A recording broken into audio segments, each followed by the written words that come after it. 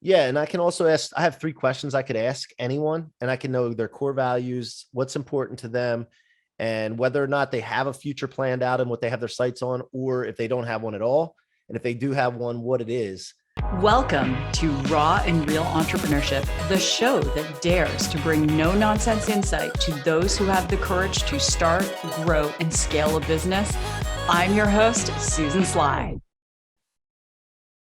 All right, what's up, everyone around the world? I hope you're having an amazing day and your 2022 is off to an incredible start. And I have a question for you.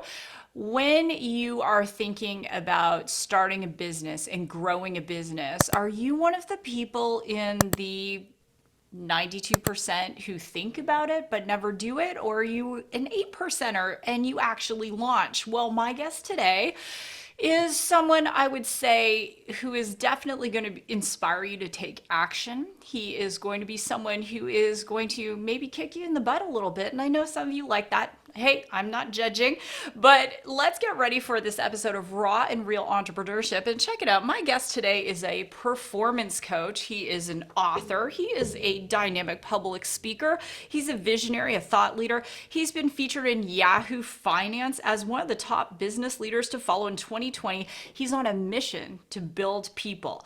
He is driven to inspire others, and he measures his success on how he's able to help others achieve greatness. And who doesn't want to do that?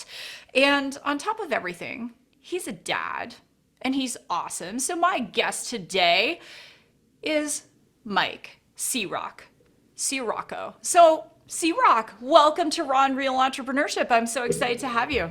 Thanks for having me, Susan. It's great to be here. And I always want to give gratitude anytime I go on an interview, just because I'm very thankful to be in a position to do this and for you to allow me to come on, and for your audience to, for showing up and spending and investing time with us.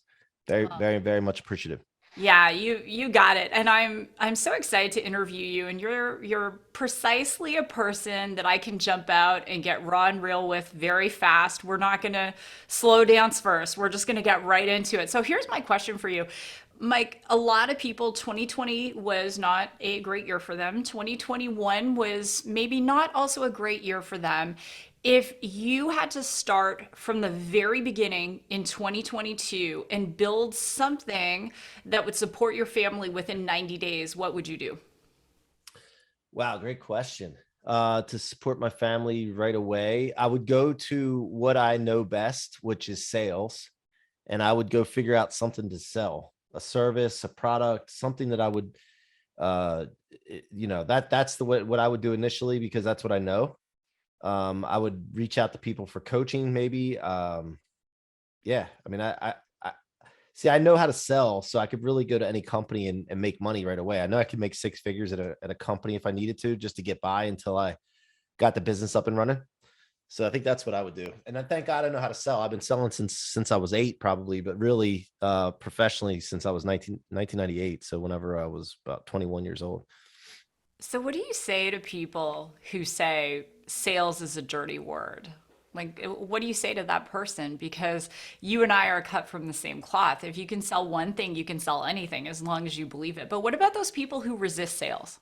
Well, the ones that resist sales are really, it's a picture of that they have of themselves, a reflection that they have of themselves, an experience they've had in the past, something that somebody said something to them before. It's basically what I would call a facsimile. Like, you know what a fax machine was, right? And a copy of something. It's a thing in their head, a memory that they have that they're going off of. And it's based on a failure that they've had in the past with it, regarding them trying to sell something or somebody trying to sell them in a bad experience they've had. So that's all it is. And I don't take things personally from people, because I've done a really good job of studying a lot of hours in studying the mind and how the mind works and behaviorisms. And it's, to me, it's all science. And I don't really take things personally from people anymore. So I understand why people say things. I understand why people think things. And so, yeah, to that person, I would just say they need to, really revisit the experience they had and the effort that they put into sales in the past, and see where they got stuck on that thought, because nothing gets done in an economy without sales.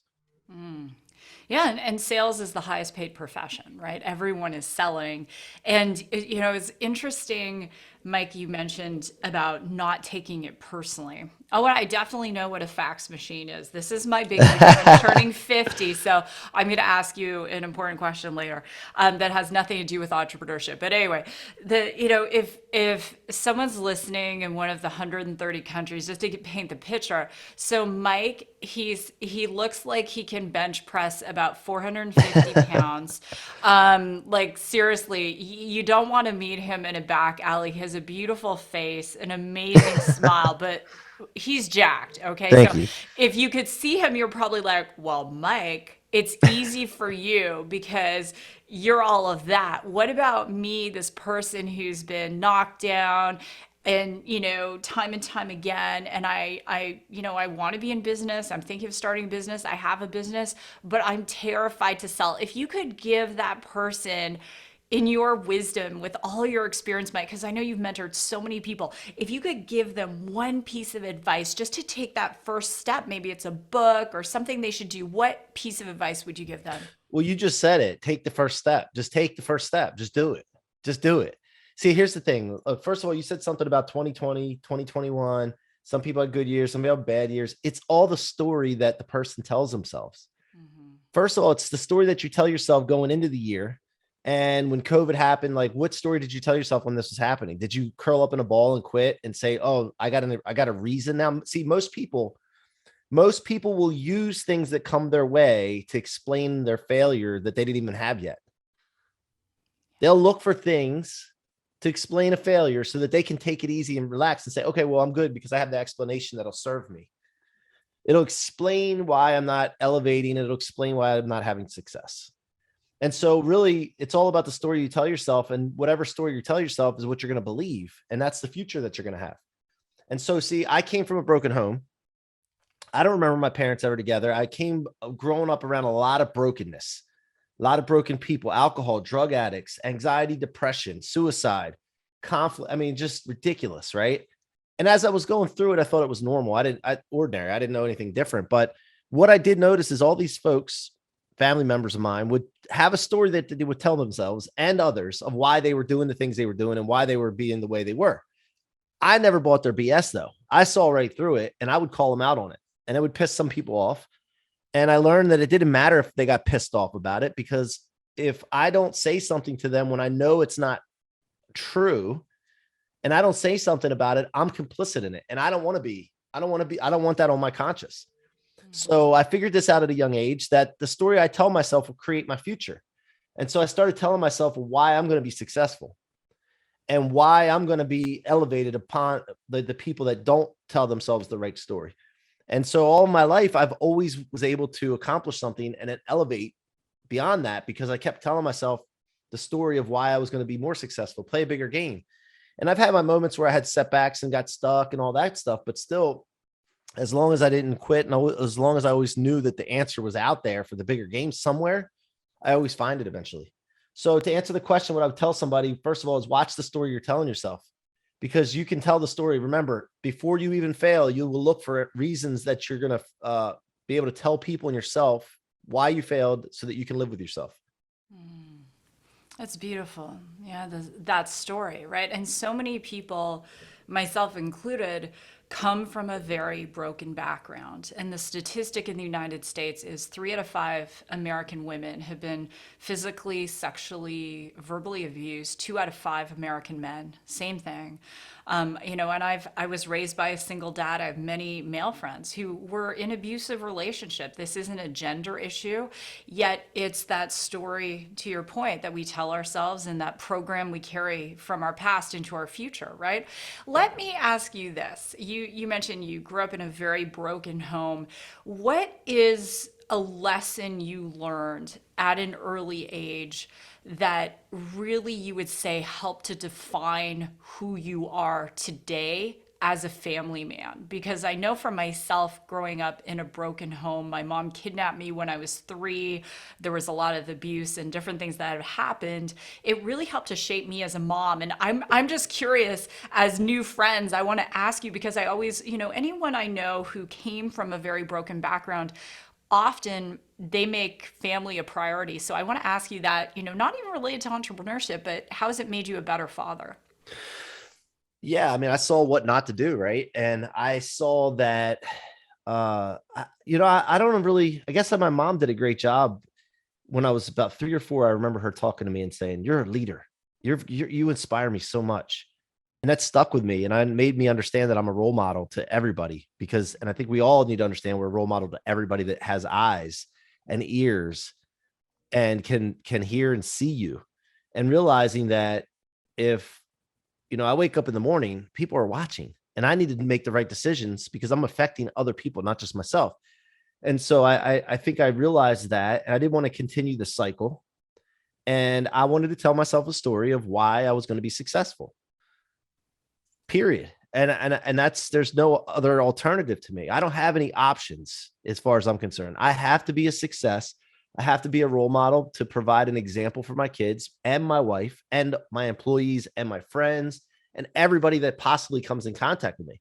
So I have this mission now that I filter everything through, and it makes things simple for me because I like binary decisions, either towards or away, building or destroying. All people are unstoppable to live in the life of their dreams. So that's my mission. And so anybody that I come in contact with needs to know that they're unstoppable to live in the life of their dreams. When I get done with them, they need to be fired up and ready to go. And they need to start asking themselves questions. That's my goal. Is I want people to, when I'm done with them, ask themselves a question. Am I really reaching for my potential? And am I playing a big enough game? And am I holding myself back in any areas and like thinking that I'm stoppable? Mm. And that's all I want to. Once you start asking those questions, then that leads to elevation. And that's really my intention when I come in contact with people, is to touch them in that way. That's such a beautiful life's mission. And so many people, I'm sure you find, don't even bother to think about what their life's mission is. Is it going to get you up in the morning? Is it that thing that is going to be your legacy? Which is huge. So, what was the first business you started? Well, when I was 8, I was selling golf balls that I found in the pond on the golf course near my house. Did you Um, find anything else in the pond? Snakes and, yeah, probably some golf clubs of pissed off golfers. But I remember being chased by the golf course owner on his golf cart, and he would chase us off the golf cart or off the course. But and then he would tell us, it's because your safety. We didn't want you to get hit with balls. It wasn't because we didn't want you to be an entrepreneur. But anyway, I think the first business that had to be the mortgage thing. No, well, when I was I was a real estate agent, and you're kind of self-employed in that capacity. So I had my own little real estate thing, and then I got into mortgages and developed and started having our own branches in the mortgage space. So yeah, I think that's pretty much the first business.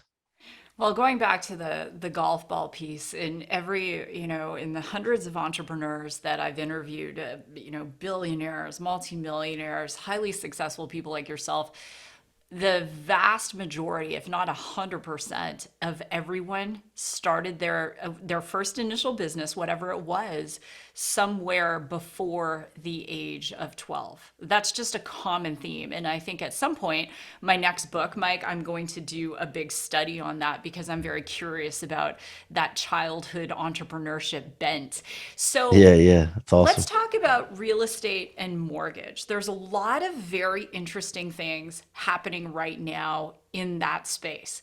And so and we could talk truth or myth or whatever. So there are different people saying, well, the right now the supply and demand, there's, the housing market is really priced out. There's no point in getting into that market. And then there are other people who say there's every point in getting into the market because the market's priced out. It comes down to perspective. But because you're an industry expert, I'd like to hear from you. Yeah, I mean, there's a shortage, of course, and there's also the big institutions are coming in and buying a bunch of the single family residences because they have so much money that they have to invest in something, or they their contract says they have to invest the money somewhere. So they're coming in buying a bunch of the single family homes, then renting them out, right? And so what I'm seeing, and I've heard this before from my mentor and my business partner, Grant Cardone, has said this all the time: we're going to become a renter nation. And I didn't believe him at first. And I'm like, I didn't really see it, understand it. But he was in behind the scenes talking to these institutions that take their money now, and there's not enough multifamily investment properties apartments to invest in. So they're now going and putting it into the single family homes. So that's increasing the prices. The printing of money, I believe the number is 40% of all money in circulation was printed over the last 18 months. So when you print more money, that means the money's worth less. That means that the prices of things go up.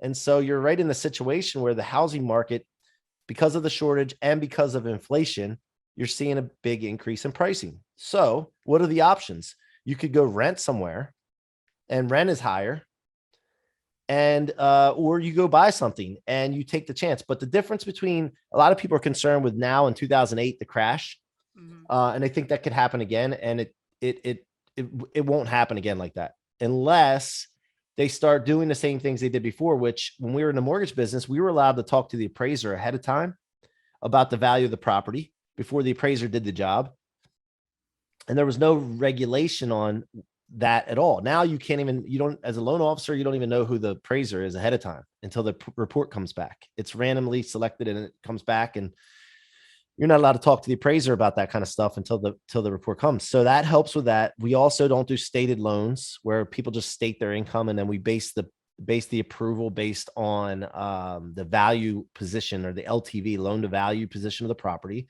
which was a problem in the past because some people would give loans out on low equity positions, and they wouldn't even look at the ability to repay of the borrower, the buyer.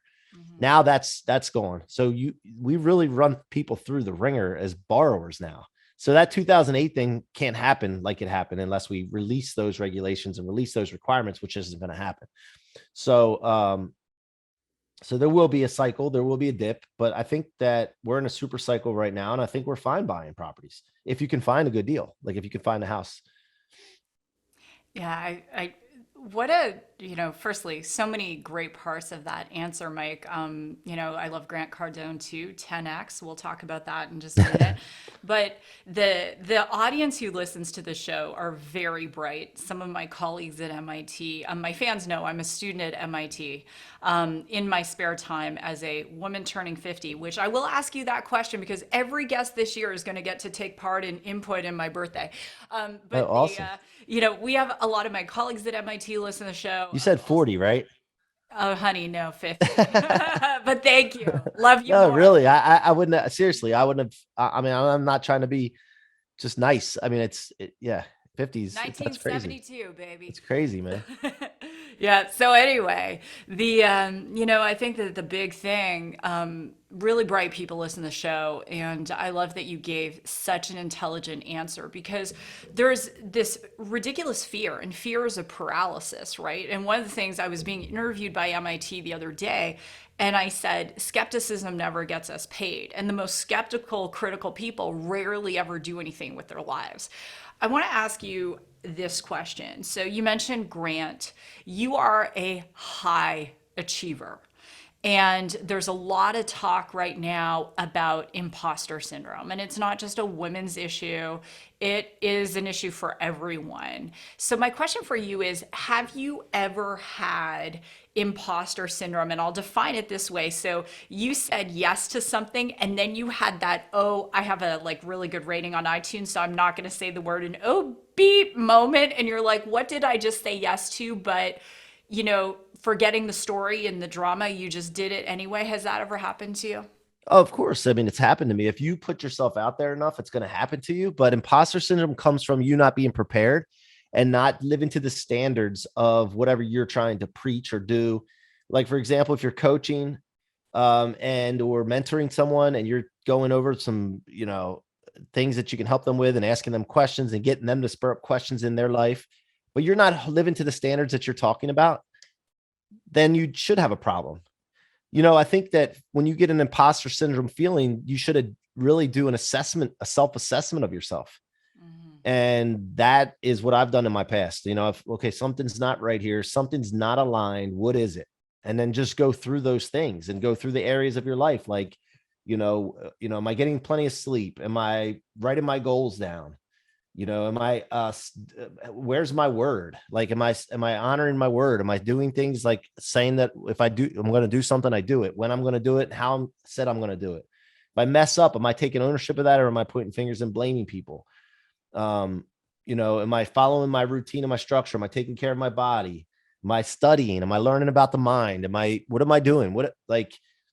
Do I know where I'm spending my time, where I'm spending my money? Like, I look at all this stuff and I assess. And by the way, I do this daily. I Mm. do this daily because I believe that the quicker you can do it, the quicker you can correct.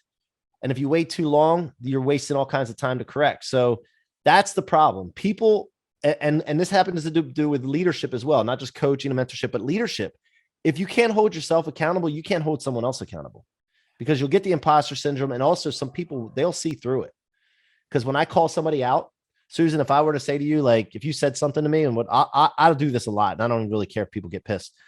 If they say something that I can't, or if they say something like, I don't know, they tell themselves a story that's just all bullcrap, I'll call them out on it. And I can't do that if I'm not focused on myself as well, making sure that I'm saying the right things and telling myself the right story. And most people won't do that, and they don't have the courage to call someone out and hold them accountable because they're not doing it themselves. So, who calls you out in your life? Do you have anyone that will Yeah. call you out and Well, say, "What are you doing?" yeah. I mean, here's the thing though. Truthfully, I have my wife and my kids. They're probably the best at it. But I have partners in my businesses, and I encourage them to, because I cannot do that to them if I'm not welcoming it myself. I want it. But I will tell you that I take the position in my businesses that I will not let anyone outwork me, put more effort into me, and or get more educated than me on any topic that I'm involved with. I will not let that happen. I refuse to let that happen.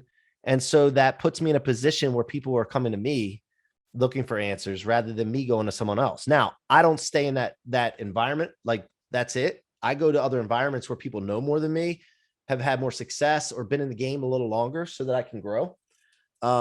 But at the end of the day, I welcome that from anyone. And because I want to get better, I'm coachable as they come. And one of the things is that as leaders, so, in my life, in many roles, I'm a co-founder and co-CEO of an AI company, and we're growing rapidly. I think today alone, we're hiring 2 more data scientists. We have teams in 3 countries, 7 states. Now it's crazy. And one of the things I've always said to the staff is, if you think I've said something or done something, call me out on it. And that transparency as leaders is huge. It is not our parents' generation of leadership anymore. By the same token, there are a lot of haters on social media, Mike. There are a lot of people who will have opinions. So what advice would you give to someone who says, okay, yeah, I can take it. I can take constructive feedback, but what's the differentiator between someone who's just being outright critical and someone who's giving you something that is actually tangible? Because a lot of people don't know how to differentiate between that. Well, I wouldn't take advice or anything like that from anyone just on social media that doesn't know me, that's not around me. So I wouldn't even put a grain of salt into that, because they're talking more about themselves than they are about you. So I hope that part answers the question there. As far as someone in my life doing it, you would see a pattern. If that person is a hypercritical person, you'll see a pattern from that person, and you'll be able to know. Like, I can tell if I'm interacting with someone and I'm communicating with someone, I'm around someone, I can tell where they are emotionally and know exactly what to expect from that person. I know exactly where their mind is. I know exactly where they're really coming from, and what their agenda is, based on some things that I can look at based on their emotional state or the emotional condition. I love that. So, what I'm hearing from you, and it's such sage wisdom, is taking a step back for a moment, looking at the source, looking at their intent, right? Does this person really want the best for you? And then deciding what kind of weight to give their opinion. Yeah, and I can also ask. I have 3 questions I could ask anyone, and I can know their core values, what's important to them, and whether or not they have a future planned out and what they have their sights on, or if they don't have one at all, and if they do have one, what it is. Um, I mean, that's a process that we go through all the time when we're talking to people. And I'm sharing that with you right now. And then I can have a conversation with you like 30 minutes from now and you wouldn't even know that it's happening. Mhm. But it's not manipulation. It's let me find out where this person is because I care, because I want to be able to communicate properly with them. And I want to take them and elevate them. Whether they want to or not, I want to try to get to the position to cause and create their future. Yeah. And that's a very attractive thing in business in all parts of life. People that, like, if I can help people cause and create their future and they can see me doing it and cause them creating my future the way I want, my ideal life, and I'm unstoppable towards it, it causes an attraction model where people want to be around you, they want to do business with you, they want to learn from you, and they don't even know why they feel that way, but it's because you're being able to lead them in a direction instead of drifting through life. So I forget what your question was, but I think I answered it. Hope. I think you did. I really do. I mean, you've provided just beautiful wisdom for people because the show is really around what's raw and real. And if you can't navigate on your worst day the critics, you're not going to stay in business. 90% of startups fail. 90%. That's higher than small businesses. Mike, what was something that you like getting really raw and real? What's something in your entrepreneurial life you have said yes to that initially scared you or perhaps exhilarated you, however you want to label it, but you did it anyway? Man, a lot of things, like especially over the last 2 years. Starting a podcast, as you know, I didn't even know what a podcast was right before I started my podcast. I didn't know what went into it. Then I decided to do it, and then I figured it out. I had no idea what I was doing.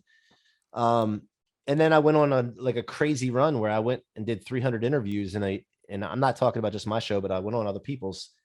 I probably did 300 to 400 interviews between my show and other people's in a year once I got started. Like I just leaned into it. And that's the only way I know how to get good, because I don't like that feeling when I first started of being uncomfortable and like stuttering and saying over and over again. And I'm like, I can't do that. I'm not going to do that anymore. What do I need to do to solve it? I need to do repetitively and just go and lean into it. So that was one thing. When I decided to write my book, that was a pain in the ass. Like, oh my God, man, sometimes I didn't have any words to say. And then when I did, I said, everybody knows this stuff, but it's not true. Not everybody knows this stuff that you know.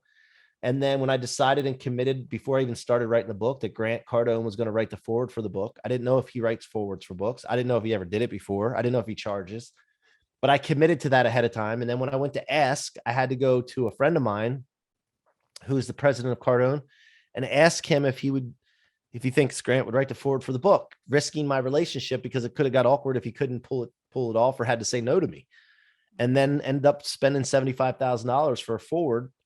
Um, not knowing that that was going to be the case, but I committed before. When I commit to something, it's happening.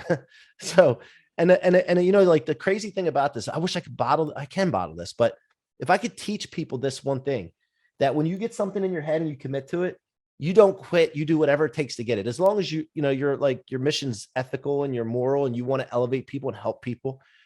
If you get something in your head, it's happening. There's no negotiating. It's happening. And I go back and think about this over the last 2 years to answer your question. Like, if Grant's never written a forward for a book before and he doesn't really want to, but I got him to, and then to come from there to think about the journey that I'm on now, partnered with him in a tech company and helped start an incubator that's going to launch, build, scale, and sell 10,000 tech companies in 10 years. That all stemmed from being committed and having a mission in front of you, and then bringing people in that could do some of the things that you can't do yourself or aren't prepared to do yourself. So lots of stuff scares me. Sorry, I don't want to mess up your iTunes ratings. Yeah, we don't want to get the uh, X rating. The, but I said that's it is what I said. That's what I do with my kids. No, I didn't say that. I said that. So anyway, yeah, a lot of stuff scares me, man. I just know that when I'm scared, that means I need to lean into it. That's just what I know. that was the raw and real answer. And I mean, I am gonna, so years ago, the list, if you're new to the show, you don't know the story. If you've been listening forever, you do. Forever meaning like 14 months and 300 episodes. But I used to do radio. You know, in the 90s, I was on radio. I was on television every freaking day. So this is not my first rodeo. And people are like, well, how can you do a podcast? How can you be one of the top women? It's not my first rodeo. But Mike said, you lean in, you figure it out, and you're consistent. You're Yep. consistent. That's the bottom Yeah, line. consistency for And I sure. love, like, going back to Grant, this whole piece around, and you paid $75,000 because people look at Rocket Fuel, they're like, Forward by Grant Cardone. Oh, he must be lucky. There is, you know, people will say there's luck in business. As a tech founder of a company with a valuation of over 9 figures, I'm going to tell you something. There's a lot of sweat equity behind what you call luck, honey. That's just my little sidebar. Let's talk about your vision with Grant to launch 10,000 tech companies. I'm very curious about that. Well, first of all, it's not my vision. To clarify, I met a guy throughout my outreach and while I was on my mission.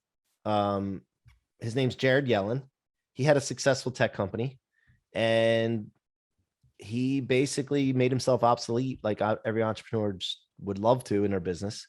And he had a clean slate and he's in his mid 30s and he's like, I had a successful tech company. What now? And what came to his mind, he doesn't understand why or where it came from, but he didn't want to negotiate with his moonshot, was to build, scale, and sell 10,000 tech companies. And this is when he didn't have a whole lot of people with him. He had his team from his one tech platform company. I ran into him. I heard the story and I'm like, well, I don't know what tech is. I don't even know. Like I know apps and things like that, but I don't. And he goes, look, I'm not a tech person either. I don't have a tech or engineering bone in my body. He said, he always says this, I know how to sell and do copyright. And he can visualize and vision and follow through and execute. And I said, man, look, I'm on board. I don't even know all the details here, but I'm rolling with you, man. I'm in alignment with you. Let's roll. And we hit it off. We became like brothers, great friends.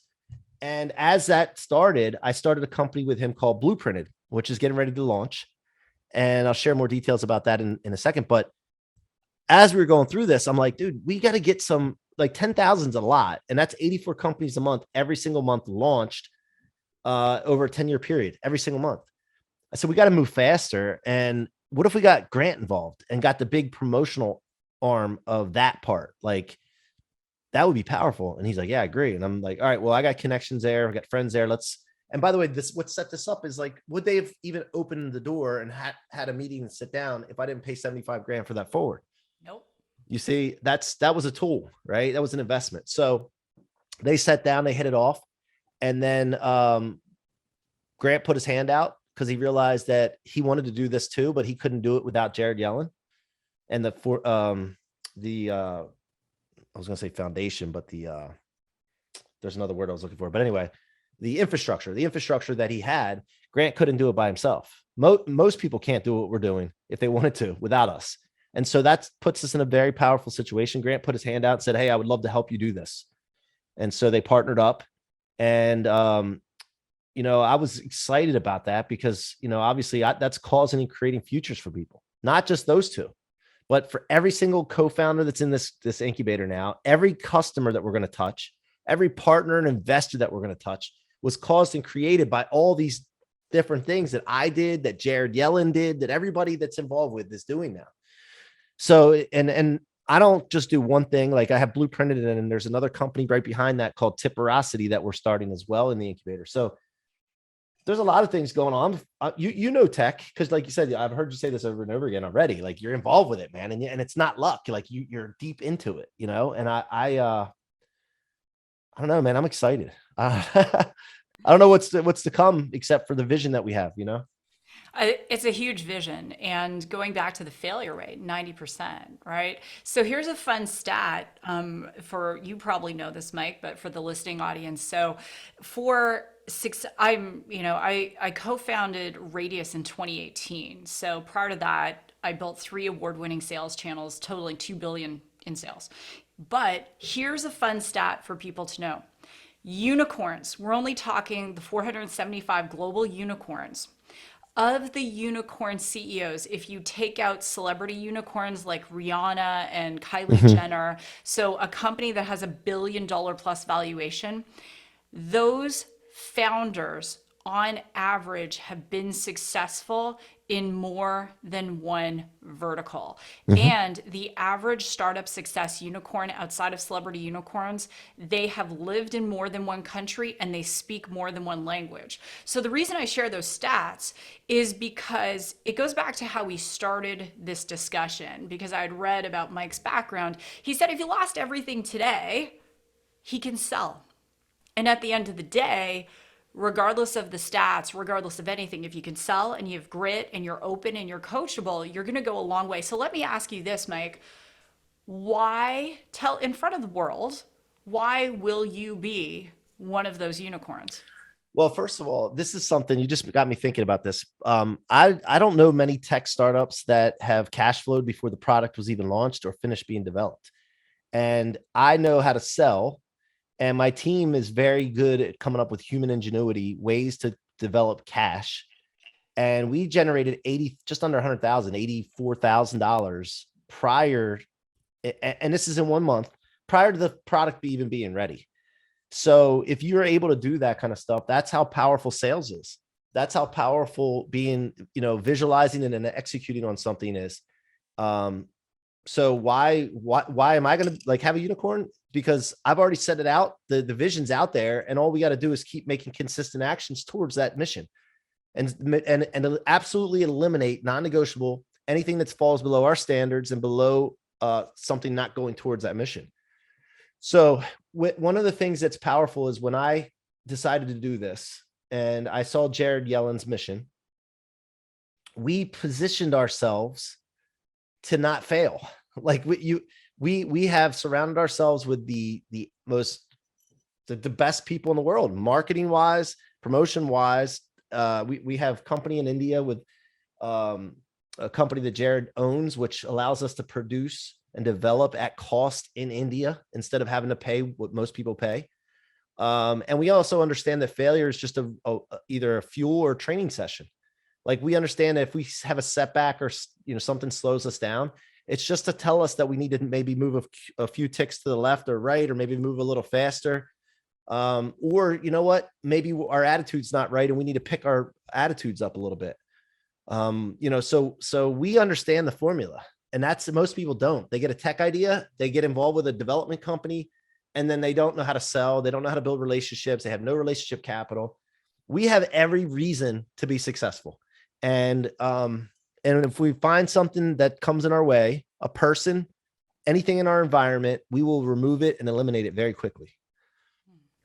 I feel like saying amen right now, Mike. Say it. Yeah, I'm excited. I love what you said, because there are a lot of great tech ideas out there.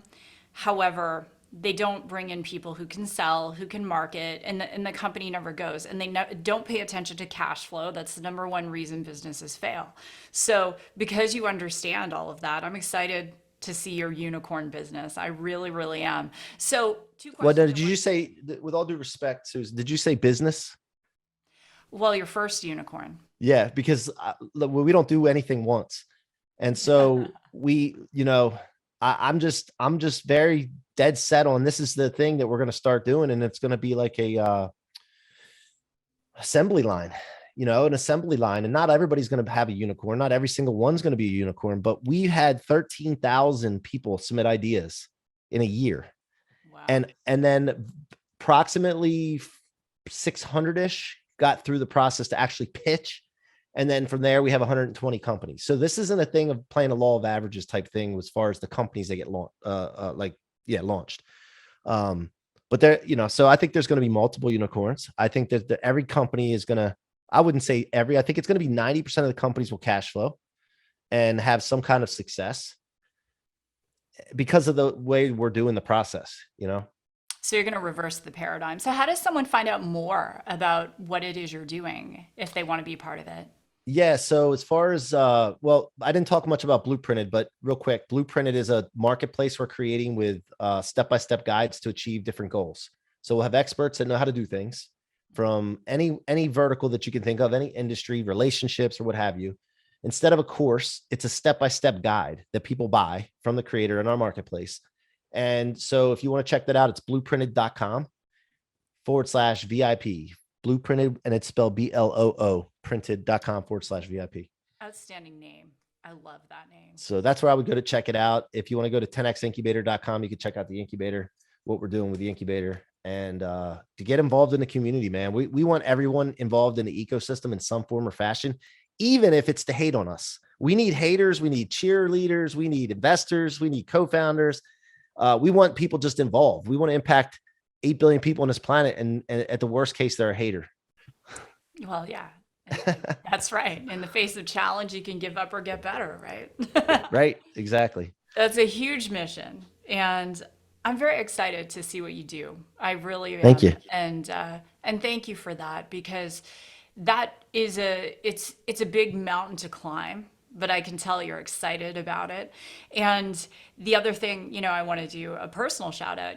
Right now, of all the unicorns out there, there are only 39 of them that are women women founded and women co-founded. It's a very small percentage. And so I want to say, hey, ladies, you need to check out this community, because Yeah, they're let's go. going to, in addition to haters, they're going to need a lot of like epic estrogen in there too.